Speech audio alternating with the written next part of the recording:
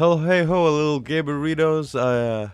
First things first. I realize that I might sound a bit different right now, is because I've been sick for like the past week, possibly caused by the unprecedented, I guess you could call it, success of the Lackadaisy video, which is still flooding my inbox with mean words and unkind comments.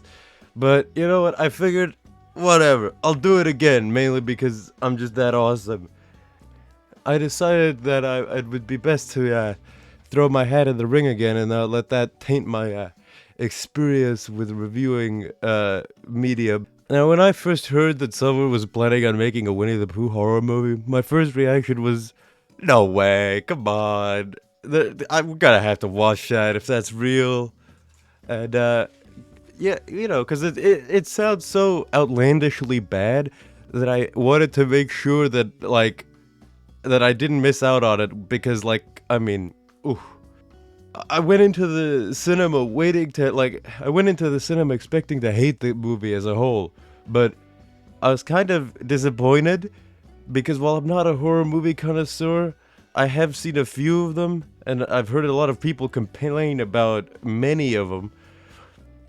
And it just seems like a basic horror movie. Like, say for the fact that it's Winnie the Pooh, it hits the normal, usual trifecta of the modern horror movie of jump scares, gore, and weird sexual undertones. So, if it weren't Winnie the Pooh, it would just be a boring piece of the background along with its competition. And maybe that's what they were going for, just putting a big name to it to make people say, "Oh my God, that's outrageous," and that's how they sell it. But if that's the case, I mean, it worked on me. I wouldn't say it's bad, and I definitely wouldn't say that it's I'd say it's about the norm for horror movies, which, depending on who you ask, is like a low point to hit anyway, so it doesn't really matter.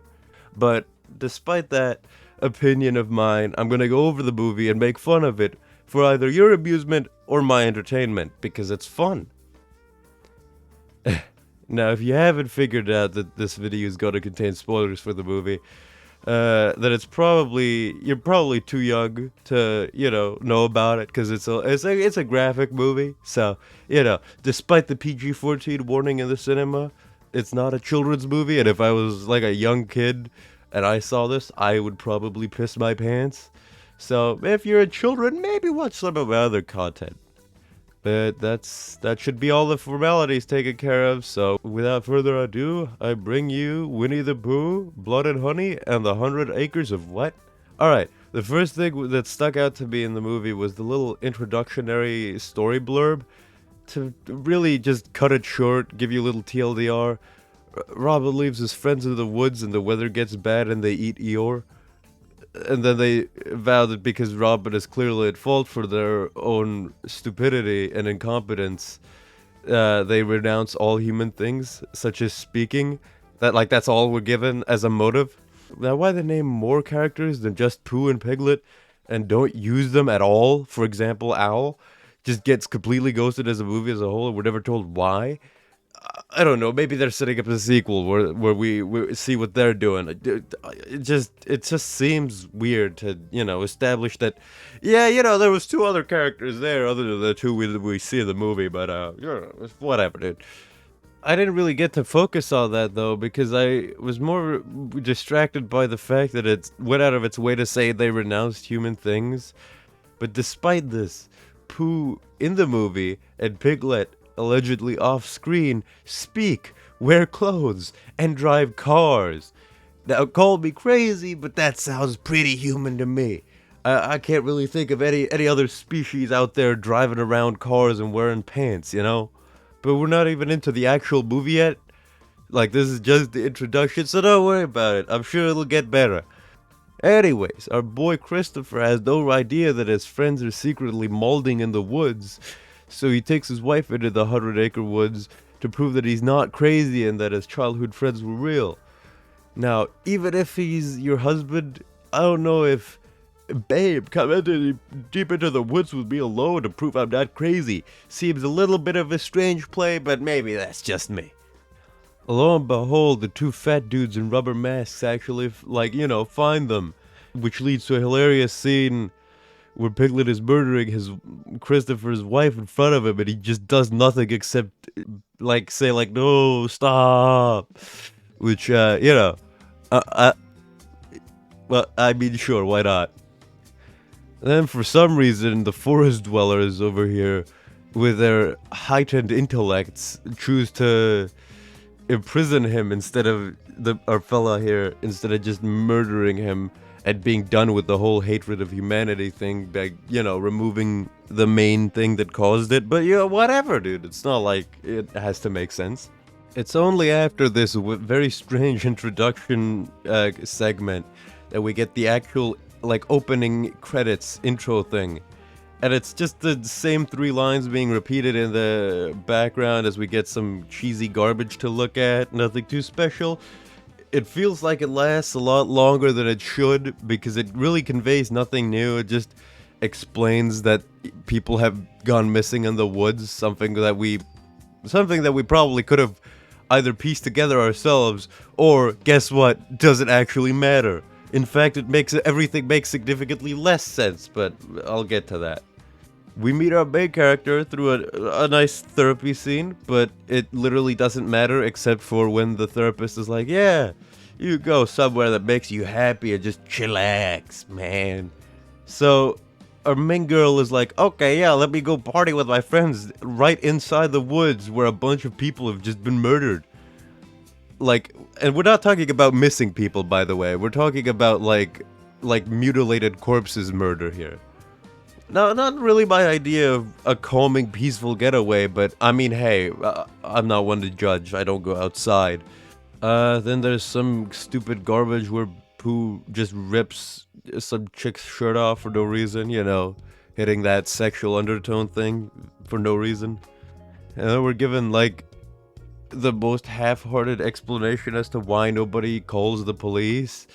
They just go in and they're like, okay, phone bad, wilderness, no phone. We taking break from phone, guys. And then later on, one of them just grabs their phone and uses it freely.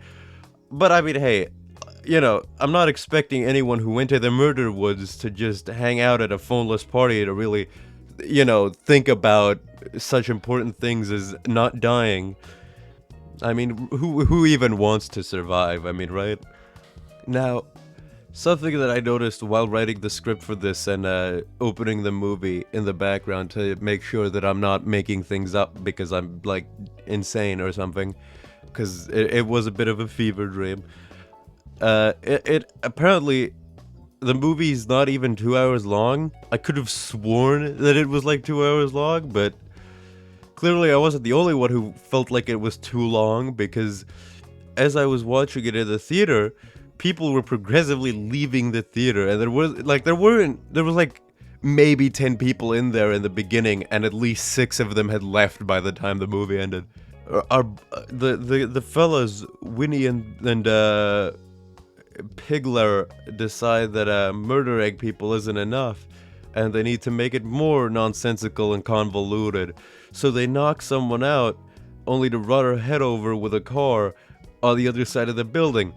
It was at this point that was the first of several where I couldn't hold back my laughter, and the person I was at the cinema with looked over at me in shock and confusion.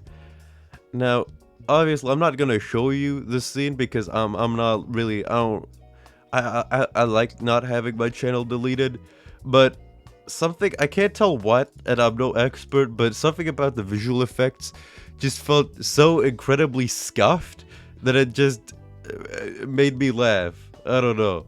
Maybe I was Winnie the Pooh all along. One of the segments that has a special place in my heart is when the character, when 2 of the other people staying at the house find the dead body of the dead girl, and then they just react really calmly, being like, oh my god, we should tell everyone else.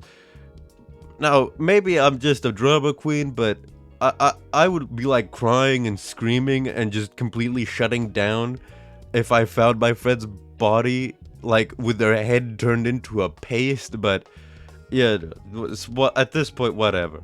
They run and tell everyone, and the reason that I'm focusing on that and pointing it out is that later on, one of the characters says something that implies that they never received this info, and I don't think I've ever seen a movie before where there's a continuity error in someone's brain functionality. Okay, now this is the best part. All right, this like has my favorite moment in the entire fucking film. All right, the pool.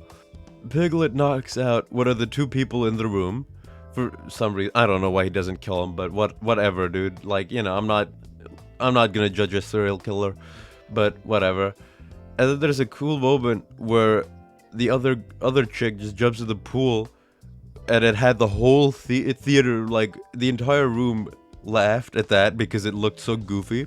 But in reality, the reason why I love that scene isn't about that. It's about when Piglet goes into the pool all Terminator style, just swinging at nothing, right?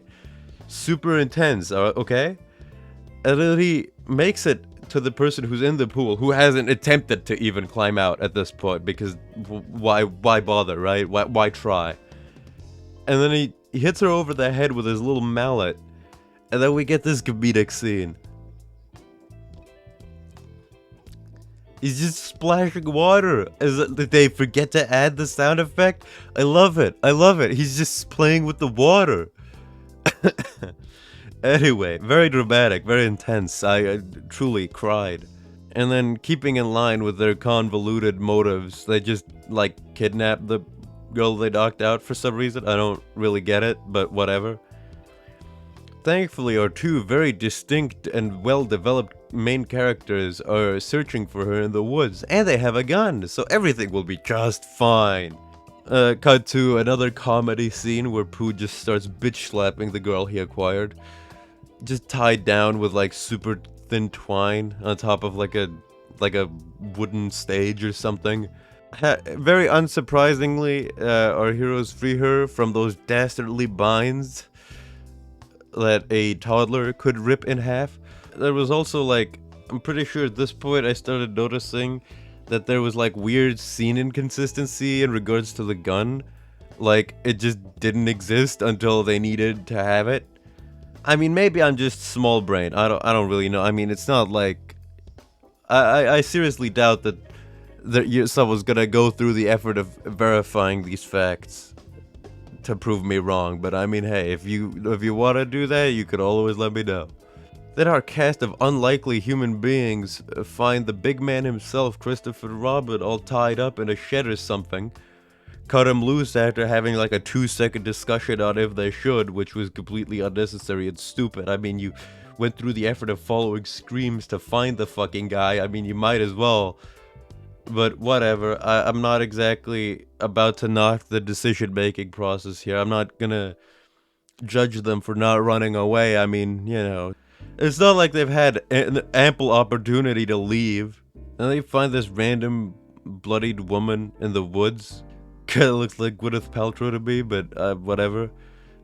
Anyway, she's like chained up, but has some weird thin rope around her neck. And they just remove the rope and then the chains just let go.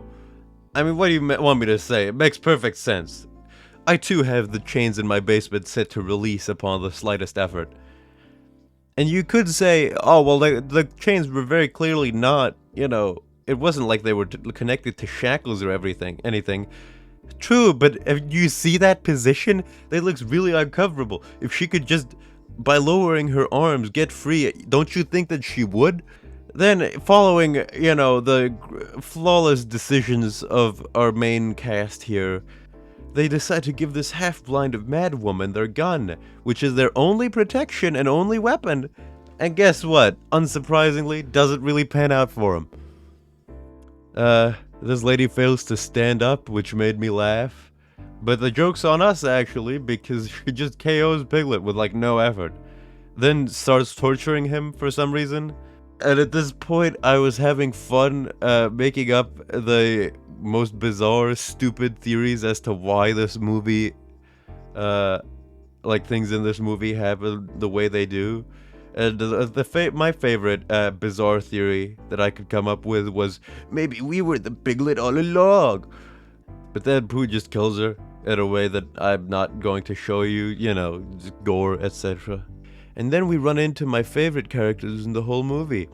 The random bums just hanging out on the road next to the murder woods, and they're just like, why are you panicking? We not drive away from the murder woods. And then they try to step to our boy Big Bear, and it doesn't really work out. Oh yeah, Pooh can control bees, by the way. I didn't mention it because I completely forgot. We saw this foreshadowed before, but it was so unprompted, stupid, and just like meaningless that I just kind of forgot about it. And I was like, oh, I see. And don't worry, because you're not going to need to know this later, because this is like the only time this is relevant. It just does not matter. Anyway, they take the car. The girls take the car after all those dudes died. Pooh climbs on the car. Clearly no one told him that obstructing the driver's view is not a good idea. Oh, and they crashed. How surprising. I liked when the main character just watched her friend get fucking decapitated, but didn't really care, like, not that much, just started humping the steering wheel, you know, as you do. Then we get another gory comedy scene, which I don't know if I can show, because Pooh throws the severed head of that other lady onto the windshield, and then our main character starts freaking the fuck out, turns on the windshield wipers, but then just smears the blood of her dead friend all over the window as she's like screaming and hysterically crying, and it was honestly, it was kind of funny. Then Pooh decides that oh man, I can't kill you when I can't see you, and takes her to the headlights, and then, you know, he's like, haha, I'll stab you, but surprise, here comes Robin. Did you forget about him? I sure did. Yeah, he crashed into the guy, woohoo. Anyways, double surprise on you, cause Pooh's not dead, and can still walk, cause he's got bones of titanium. So he grabs our lady friend here, and Christopher starts begging for her life. And for a moment, I was ready for the movie to make it end in a really stupid way, and I would have been very angry if it had, but, you know. Then Pooh speaks up, something he said that he would never do, and just kills her anyway. So that was, you know, that's cool. That makes sense. That's in line with what we've seen. But then he starts murdering her corpse while letting our boy Christopher Robin just run away, even though he's the whole reason that he was like out there killing people. So like, what in the fuck? Anyway, whatever. That's it. That's the whole movie. Now you might be thinking, did you say this wasn't that bad? Seems pretty bad to me, and you'd be absolutely right. If you use your brain, it's awful. But if you choose to be like me, or manage to be like most, hopefully like most people, and either watch it as a comedy, or manage to turn your brain off, you'll have some kind of experience. I can't say it'll be good. It'll be an experience. It falls into that weird category that is made up mostly of action and horror movies, where it sucks ass, but if you can just not think about it and just enjoy it like that, it kind of works. They did just make it Pooh for the shock factor, though, entirely. It didn't have to be, considering the movie's just mostly just two fat dudes in rubber masks running around in the woods. Really could have been anything. At that point, they might have been LARPing for all we know, you know? Anyway, I mean, you know, I've had worse experiences, so like, I'd say like 56 out of 100 seems like a fair rating from me. Not that that means anything, you know. I'm not a reviewer. I'm not an intellectual. I'm just a maniac. So you can't really put any actual value to that. But don't worry about it. Trust me. It great. It good. Trust. Yeah, I mean, you know, if you enjoyed, you can leave a like, maybe subscribe. Uh Leave a wacky comment if you want me to know what you thought about the movie, if you've seen it, or what you thought about the review. Yeah, maybe I'll catch you around. Bye bye.